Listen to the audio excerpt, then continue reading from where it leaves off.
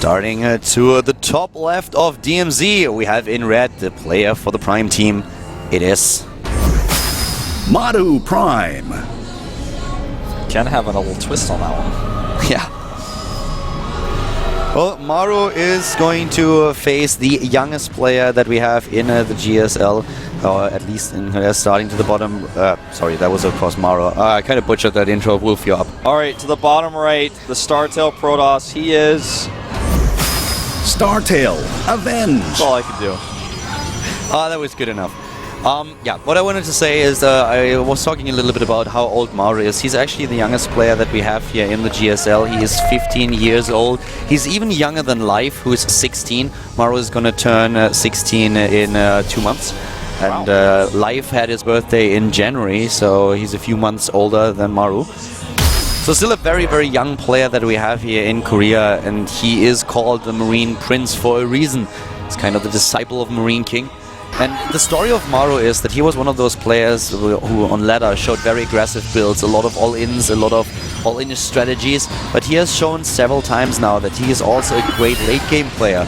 So he has this whole portfolio of strategies that he can use against you. Yeah, he certainly does, and he plays very different than the King.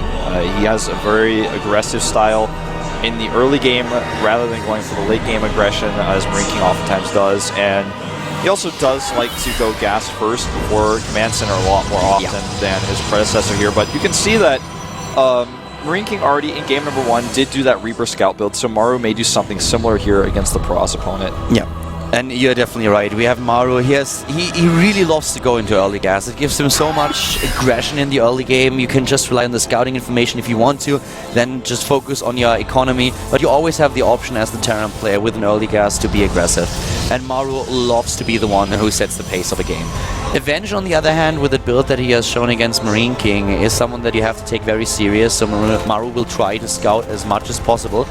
And I'm interested to... Oh, nice. Picks off here, the pro. Yeah, I'm interested to see what Avenge is going to do in game number 2. Yeah, same here. He knows the gas has been taken, so any sort of one-base play from Avenge is just not a good idea, because it could be fast Banshees, which you need detection for. It could be Widow Mines. And here comes that scouting SB, sees the double gas. So both players totally in the know here. And what's interesting is we have a 3-2 for the gas, not a 2-2. So he's going to get a little bit more gas. He saves a little bit more minerals. So that may be a mistake. Now he puts the third one in fact. Yep. Mothership, of course, out very early in the game. Might just use it to put a little bit of aggression on. That's what we've seen in the game against Marine King. Might do the same against Maru. It's something that I really love. I love that we have Protoss players in the early game being a lot more aggressive. Yeah, he's basically doing the same opening he did last game, and the aggression that you can see with that Stalker is so easy to get good information. And now in a few seconds he's going to know, okay, you have a factory, because first of all he knows there's no Reaper that's come to his base. If it were a Reaper opening, he would have already seen the Reaper, so he can move across the map comfortably. You know, when I did the interview with Jungbi at the Code A qualifier that I uploaded, we were talking a little bit about the differences of Protoss play comparing Brood War and the Wings of Liberty, and he said the one thing that he really regrets is that he has to play much more passive in Wings of Liberty than he was able to do in Brood War with Protoss, but that at least in Heart of the Swarm he has the chance to be a bit more aggressive because of the Mothership core, which is exactly the point that we've been raising earlier. And he's already attempting to do it. Avenge, that is, in this game, of course, not Jungbi. Yeah, I feel Jungbi on that, actually. That's a really good point. In StarCraft 1, that Dragoon with range, that Singularity Charge upgrade, that's when things get really nasty. You're just trying to repair your bunker, trying to hold out till your siege tank is ready and stuff. In StarCraft 2, it feels like a little bit different, but the Mothership Core gives you so many different options. And now the Widowmine drop is on. He also scouts the Nexus, so he knows he's not dealing with one base play here. The Widowmine forces Avenge now to go into a robotics tech. Of course, you could also theoretically go into a Stargate and get an Oracle out there to get detection, but let's face it, the Oracle in this situation, not the best choice. One shot of the Widowmine will immediately take it out. It's much, much safer to get the Observers out there. I don't think there's a single Protoss player who will, in this situation, go for a Stargate and say, like, yeah, let's get some Oracles. Exactly. It's just the Oracle timing is not as forgiving as the Observer is as well. And here comes the drop. You know, there's only 2 Stalkers here. You can definitely burrow that Widowmine. No problem. He's locked out, though, at the natural. And here comes the Photonova charge. The Nexus cannon is already in position, taking down Marines, and the Stalkers, they are moving into as much damage as possible. Shoots down the Medivac. Yeah, nice targeting, but the probes are stacked up here. A good pull at the last second, but oh, that could have been much worse, but he's still losing a lot. Oh, I can't believe he stacked his probes like 10 that. Harvesters killed. Well, it could have been worse, It as could you have been pointed out. so but much still, worse. 10 Harvesters killed against one dropship and a few Marines. Well, I'll take that. I mean, we're talking every single probe that he owned could have been killed if Maru had gotten that shot off. Really nice reaction at the very last second to pull those few probes and sacrifice them, but things could have been worse. They certainly could have been a lot better, too. Yeah, that is definitely true. They could have been a lot better in this situation. In the end, he loses 10 Harvesters, which is quite a bit. But we have now this potential for aggression with 3 gates. The expansion just now ready. And look at all those Stalkers. We also have now the Observer in position to spot the Widow Mine and take it out from a safe distance. Yeah, it was kind of a weird waste of the Zealot there. The Zealot did not have to move in there. Well, this is actually really scary for Maru at this point in time because he just doesn't have the units he needs to defend here. Oh, yeah. He doesn't even have anything to repair. He has to use a mule here to repair. But now he forces his opponent back. 3 additional Stalkers are being warped in. Actually, not 2 Zealots and 1 Stalker. But still, the Observer, though. As long as he snipes a couple of those SCVs, he's fine. The Mothership Core is actually going to come over here to the right side. Okay. You know, I have an interesting thought. Does the Mothership Core actually slow down the construction of a building if you affect the SCV? I don't think so, but... Construction time? Yeah, I don't think that would be the case, but I don't actually know. I don't think construction time is slow down. You don't slow down the attack speed, only the movement speed, so I would be surprised. Yeah, that's probably the case. He slows down, speaking of which, the mining here. Yeah. The big problem here really is that Maru at this point is not only executing his own aggression with the Banshee, but also he's already ahead in the Harvester count. So things are not looking good for Avenge at this point in time. He doesn't have anything here right now. Exactly. He has to warp in additional units and he's already losing additional Harvesters. And in a situation like this, he cannot afford to lose them.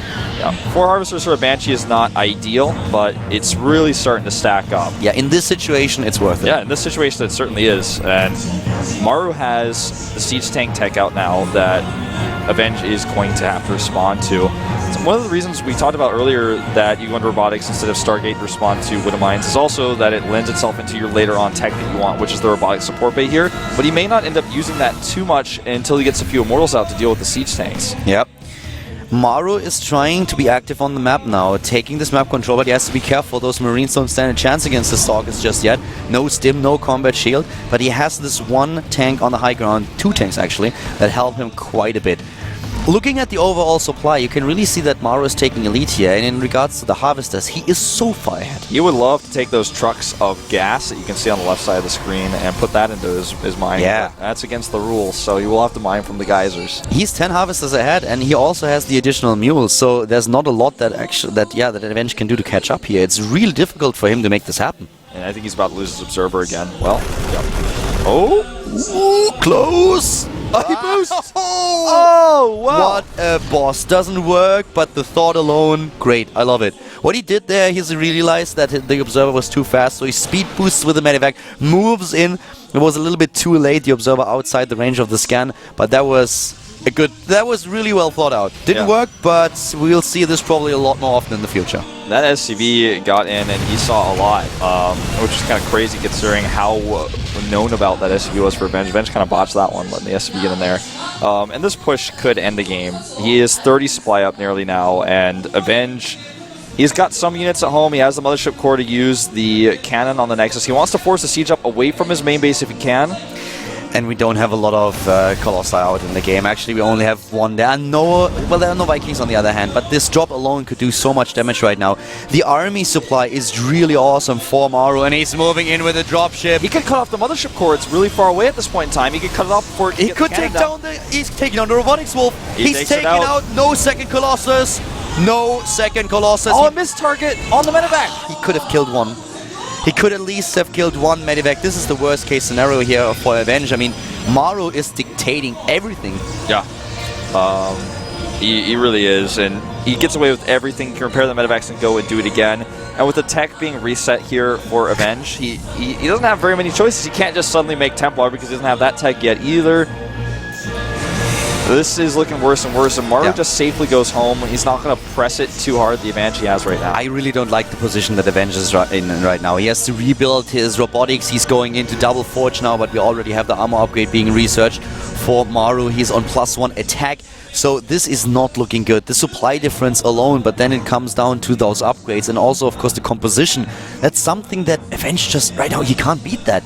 Yeah, the Dark Shrine is a good choice. I like that a lot. When behind Dark Shrine. Yeah, and you know, that quote is should build as a joke, but it's really smart. Yeah, he should build 2. He's so far You behind. took that joke to the next level.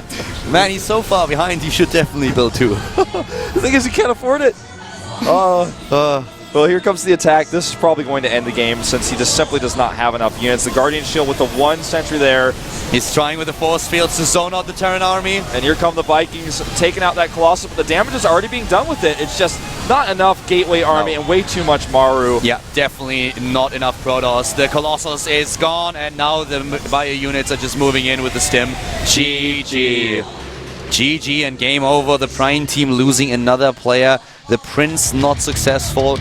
The King and the Prince have fallen to Avenge. No, Avenge. He's taking down the entire kingdom. Avenge killed him, though. You know, this happens actually sometimes. This happens to me sometimes when I cast too, where you suddenly shout like all sorts of good things about the winner, but it's the wrong winner. Yeah. Yeah, I'm not quite sure what happened there, but of course you are right. Yeah. Avenge was taken out. So he avenged Marine King. Yeah. Avenged Marine King against the Avenger. Marine King's like, you know you should have lost on those medevacs, right? You just didn't target with Mothership. Coming into the right train of thought now once again. This is of course the advantage that we've been talking earlier on. You can choose the map and therefore you have a slight advantage, which means that the Prime team is ahead once more. So StarTale has to try to equalize the score again, and who are they going to send out next? I doubt that we're going to see a Protoss player. A Zerg or a Terran is much more likely in this situation.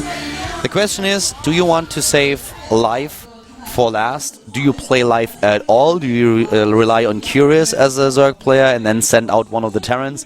I mean, the strongest 3 Terrans that we have on the roster: Sound, Hack, and Bomber. Yeah, those 3. Those are the three hitmen that you may require to take out somebody like this. And then as Zerg, you of course have Curious, and you have a life on the bench. To me, I would pick Curious in this situation. Switch back to Terran versus Zerg, and try to see if Curious can use his skills, which we all know he's quite good in this matchup right now, and nearly made it to the Code S finals last season. You know, I would like to see Life. Life after he won MLG versus Flash. A lot of Zerg players have been talking about him. Idra with this one quote I will never forget. He was talking on stream and was like, well, Life, I don't know how the guy does it. It seems like his Zerglings have more hit points and do more damage than mine. I would really like to see him here. And it is Life. Oh yeah, baby. Bring it on. Oh wow. I did not expect him this soon. I love that. We have Life and Mara is like, ah. That cameraman was running somewhere. The youngest kids, the youngest players that we have in the GSTL. Life against Maru. Yeah. 15 years old Maru against 16 years old Life. Only a few months apart. This is now like Toon GSL or something. But I'm curious to see what Life is bringing to the table. Calling him out this early, he may have something special planned.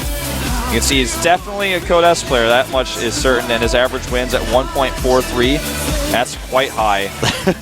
That's okay. This is going to be a good game. This is going to be a great game, guys. Before we head into the match, we are going to have a short 5-minute break. During that break, make sure that you jump on Reddit, jump on Twitter, on Facebook. Tell everyone about this game that is going to happen here. We have Maru up against Life. Probably the best player in StarCraft 2 at this point is playing now in the GSTL, in the Team League. Let's see how he is going to fare here. Tell everyone about it. We'll be back in 5 minutes with the 4th game between StarTale and Prime at the GSTL Season 1 2013.